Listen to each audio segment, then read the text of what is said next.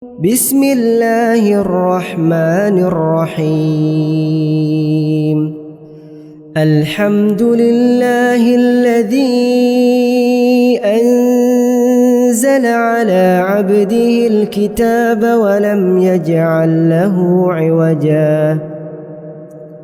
قيما لينذر بأسا شديدا من لدنه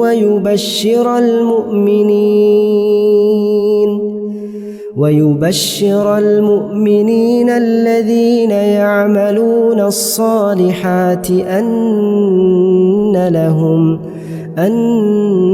لهم أجرا حسنا ماكثين فيه أبدا وينذر الذين قالوا اتخذ الله ولدا ما لهم به من علم ولا لآبائهم كبرت كلمة تخرج من أفواههم إن يقولون إلا كذبا